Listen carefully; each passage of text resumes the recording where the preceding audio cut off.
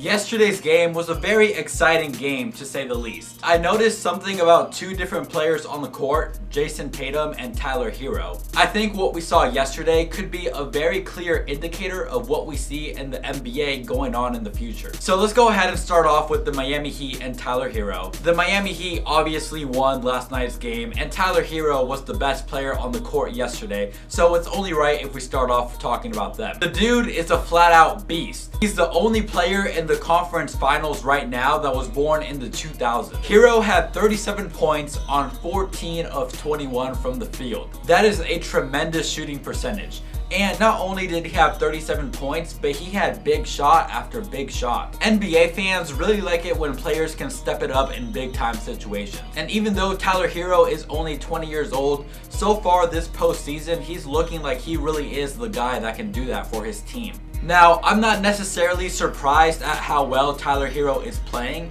but I am surprised that he is playing this well this early into his career. I'm gonna be honest, I thought Tyler Herro was gonna be this good in the next 4 to 5 years. I did not think he was gonna be this good his rookie season.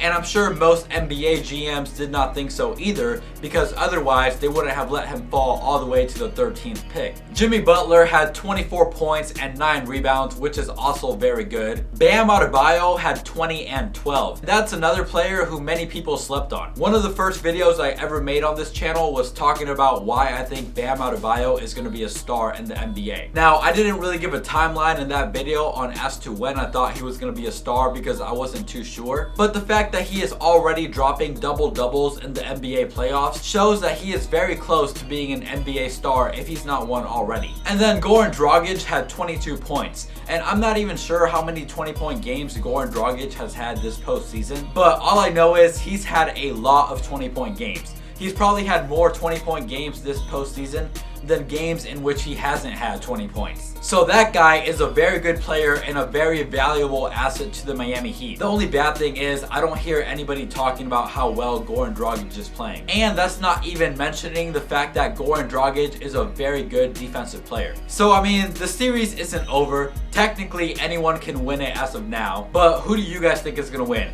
Is the Miami Heat going to continue this lead they have and finish off the series, or are the Boston Celtics going to come back? Now that we're on the topic of the Celtics though, let's go ahead and talk about Jason Tatum and the rest of the team. But before we do that, if you don't mind giving this video a thumbs up for the YouTube algorithm, I'd appreciate it. Alrighty, so let's go ahead and talk about Jason Tatum, because what I saw last night really amazed me. Now, some of you might think that I'm talking about how he had 0 points in the first half, and that is what amazed me, but in a bad way. And no, that is actually not what I was about to say. So yes, Jason Tatum did have 0 points in the first half, but he finished the game with 28 points. Now to me, that really says two things. The first thing that says is Jason Tatum is a way better scorer than what some may realize. If he scored 28 in the second half, that means he was very capable of scoring 28 in the first half. Who's to say he couldn't have finished this game with 60 points? This kind of reminds me of that game where Michael Jordan played very poorly in the first half, and then in the fourth quarter, he came back and took over the game. I don't remember exactly how many points Jordan had in the game I'm talking about, mostly because I wasn't even born at the time. So I'm just basing it off of other information that I've found throughout my time being an NBA fan. But Jason Tatum is showing that despite putting up 0 points in the first half, he is the type of player who is not okay with that sort of performance from himself. And that's something that all of the all-time greats in basketball do. When Kobe Bryant has had poor first half performances, many times he's came back and dominated the second half. The same can be said about Michael Jordan, and LeBron has done so multiple times in his career as well. So the fact that Jason Tatum is doing this at only 22 years old, that makes me think that he could be an all-time great, or at the very least, an NBA superstar. Now, the Boston Celtics as a whole really need to cut the turnovers. They had 19 turnovers yesterday, and the Miami Heat only had 8. And even with all of those turnovers, the Celtics only lost by 3 points. They literally had more than twice as many turnovers as the Miami Heat.